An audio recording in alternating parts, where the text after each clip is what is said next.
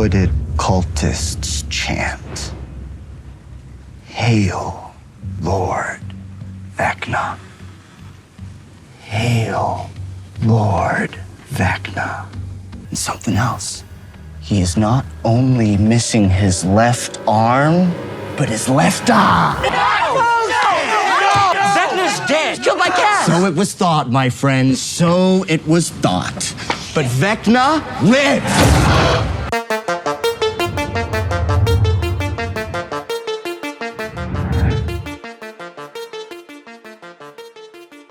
In the Hawkins National Laboratory in September 1979, while Brenner is training 10 to use his powers, he discovers there's an attack on the lab.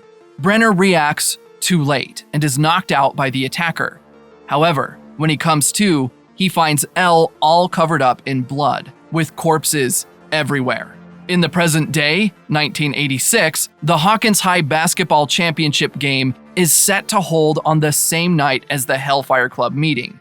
Lucas wants his friends to attend the championship game since he's part of the team, but they miss it for attending a game with their D&D group, which is called the Hellfire Club. While at her home, Joyce gets a delivery from the mailman. Opening the box, she finds a Russian doll which she breaks open on Murray's instruction, revealing a message inside. Meanwhile, at her new school in California, all's not rosy for Elle, as she's being picked on by Angela and her friends. Simultaneously, back at Hawkins, Max visits the school counselor and lies about her mental health after losing her brother, Billy. As she leaves, she encounters Chrissy, one of the school's cheerleaders, who suddenly begins to have bizarre visions. To curb the visions, Chrissy goes to Eddie, the leader of the Hellfire Club, for drugs. Seeking something stronger than weed, she follows Eddie to his house after the basketball game, where she is then attacked by an unknown creature and killed in the presence of a terrified Eddie. Through a flashback of the mall explosion, it is revealed that Hopper is still alive, but has been captured by the Russians. In the present day, Mike flies to California to spend spring break with Eleven. Murray also visits California because he believes the message in the doll is a ransom note, but Joyce is convinced that Hopper is alive and insists on following the instructions. Back at Hawkins, trouble starts to stir as Chrissy's death is on the news. Max visits Dustin and tells him about seeing Chrissy and Eddie, and they start an investigation. Meanwhile, Elle's discomfiture continues as she lies to Mike to cover up her unhappiness. But it doesn't take long before Angela and her friends ruin the get-together and embarrass Elle publicly. At Hawkins, Jason, Chrissy's boyfriend, is interrogated by the cops regarding Chrissy's death, and he names Eddie and the Hellfire Club as suspects. However, after the horror of the previous night, Eddie has gone into hiding. Max, Dustin, Steve, and Robin then dig up clues to finding Eddie, and eventually locate him. After they hear his side of the story, the gang uncovers a theory that the creature attacking people could be a dark undead wizard, just like in their D&D board game, and dub him Vecna, with Vecna's curse being the manner in which he attacks his victims, breaking their bones, blinding them, and killing them. While they're still at it, Vecna takes its next victim, Nancy's reporting colleague, Fred. In Ruth, Nevada, the U.S. military led by Lieutenant Colonel Sullivan seeks Dr. Owens regarding the deaths at Hawkins. They think Elle's the killer and are intent on finding and terminating her. Back in California, Elle's condition dips when she hits Angela with a ski boot. She and the boys return home to find Murray cooking and Joyce announcing her intention to go embark on an impromptu business trip with Murray to Alaska. The following day, while Joyce and Murray are out, Elle gets arrested for attacking Angela. Elle's friends at Hawkins aren't having it easy either, as Jason starts a hunt the freak, referring to Eddie and his Hellfire Club. He campaigns with his basketball team members and lures Lucas into joining them. Meanwhile, Dustin's gang brings food to Eddie in his hideout, and they come up with a plan to defeat Vecna and clear Eddie's name. The cops then discover Fred's disfigured body, amping up the heat in the town. Nancy joins the gang and tells them about a Victor Creel, a name she got from Eddie's uncle, who believes that Victor, a psycho killer from the past, is the one doing the killings again. Concurrently in Russia, Enzo, a Russian prison guard who has been bribed by Hopper to send the message to Joyce, informs Hopper that Joyce is on her way, so Hopper starts plotting his escape. Meanwhile, Dr. Owens and some of his agents intercept Eleven's transport van, and he offers her the possibility of getting her powers back. In Hawkins, the group discovers that all the victims were seeing the school counselor, a fact that Max also shares. Together with Dustin and Steve, Max breaks into the counselor's office to find the next victim. Just then, she begins to hear Vecna's voice. After Elle decided to join Owens, Jonathan, Will, and Mike are put under supervision by some of his agents. Meanwhile, in Hawkins, Max tells the gang she saw a large clock and heard Vecna's call, revealing that she is the next victim. Soon after, Lucas shows up at school to warn Dustin about Jason and the basketball players being after Eddie. Upon their arrival in Alaska, Joyce and Murray link up with Yuri, Enzo's middleman, and hand him the ransom money. Hopper then escapes from the Russian prison and successfully makes it to Enzo's hideout, only to be recaptured. It turns out that Yuri betrayed him, Enzo, Joyce, and Murray. Deciding they must investigate Victor Creel, Nancy and Robin find their way to Penhurst Mental Hospital. Through wit and cunning, they're able to gain an audience with Victor Creel, who proceeds to tell them exactly how his entire family died, which is very similar to the recent killings. The director of Penhurst Mental Hospital discovers Nancy and Robin's ruse and tries to get them arrested. The two take off immediately, but not before Robin figures out through Victor's story that music could help save Max, and they escape. In California, the agents, Jonathan, Mike, and Will get attacked by soldiers as they go on the run. At the same time, Max is reading the letter she wrote Billy at his grave when she gets attacked by Vecna in a trance.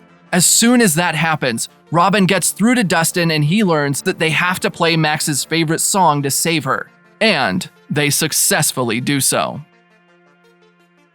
One of the agents managed to get out with Argyle, Mike, Will, and Jonathan, but he dies along the way, revealing Elle and Dr. Owen's location, though it leaves the boys guessing as he's only told them a single word: Nina. The military, meanwhile, searches Joyce's house and threatens the second agent to disclose Elle's whereabouts. Unknown to them, Elle has been taken to Nina, a secret underground facility in the middle of nowhere. Discovering that Dr. Brenner is part of Owen's team, Elle tries to run away, but she's caught and sedated. In Alaska, Joyce and Murray find that they've been betrayed by Yuri, who is flying them to Russian authorities. Murray and Joyce execute a near-perfect escape from their bonds, but crash the plane eventually. Back in Hawkins, Max draws what she saw while in the trance and shows the gang. Afterward, they try to figure out more. While they're at it, Nancy puts together the drawings and figures out it's Victor Creel's house. After burying the dead agent, Mike's group finds out the pen the agent gave them had a message inside it. Elsewhere, Elle wakes up in a hospital gown and is sporting a shaved head. She soon realizes that she's stuck in a simulation designed to take her back down memory lane, so she can regain her powers. Elle's not happy with it, but she goes through with it anyway. Eventually, she regains her powers, partially, but can't leave the facility yet. Vecna's new victim is one of the basketball players with Jason. He dies when he and Jason go to stop Eddie in the middle of the lake. When Jason is then interrogated, he paints Eddie as a prime suspect. Needing help, Mike leads Argyle, Jonathan, and Will to Susie's house to decipher the message they got from the pen. In Alaska, Joyce and Murray threaten Yuri into helping them get to the prison. At the prison, Hopper and the other prisoners are presented with a rare feast, just before they're sent to fight a Demogorgon. As the only person with information on Demogorgons, Hopper enlightens them until they fully grasp the depth of their predicament. After the incident at the lake, Eddie discloses his location and the gang finds him.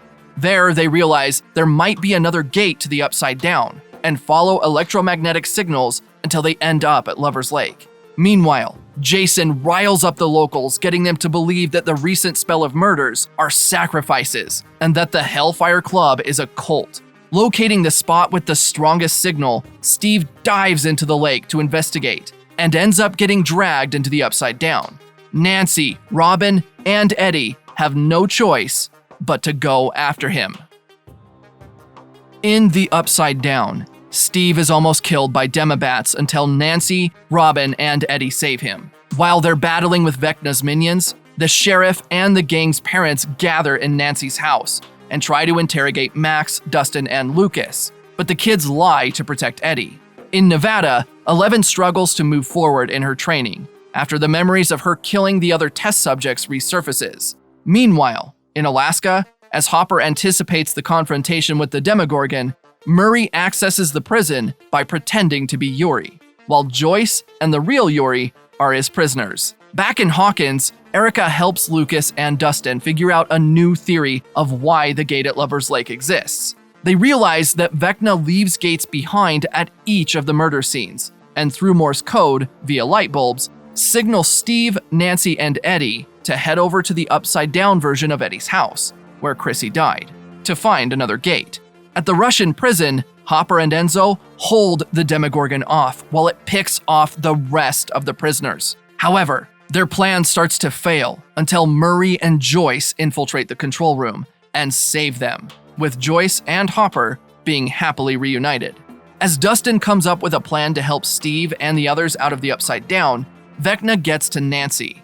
Still in the tank, 11 realizes that Test Subject 1, who became Vecna after Elle banished him to the Upside Down, actually attacked the facility and killed the other test subjects.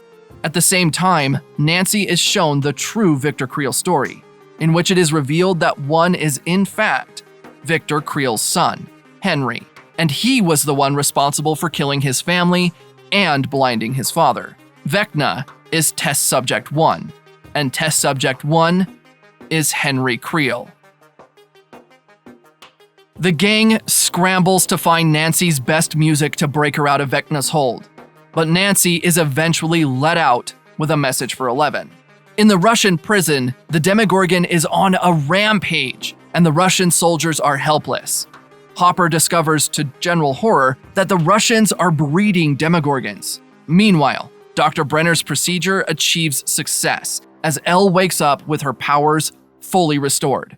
In Hawkins, Nancy tells the gang everything Vecna showed her, and they decide to get back to the Upside Down to kill Vecna. Max offers herself as bait, and Eddie steals a trailer to help them get weapons. Wanting to save her friends, Elle tries to get back to Hawkins, but Dr. Brenner sedates her. Soon after, the military, under Sullivan's command, invades the secret base, killing almost everyone, including Dr. Brenner. When Elle is about to get killed, Mike's group shows up, and together they manage to escape the military. 11 travels with Argyle, Mike, Jonathan, and Will to save Max, but they can't get to Hawkins in time. So, 11 comes up with a plan to protect Max remotely by building a makeshift tank. Back in the prison, Joyce figures out that the particles they saw are connected to the creatures in Hawkins. So they break back into the prison to destroy the particles, while Enzo tries to persuade Yuri to fix the plane.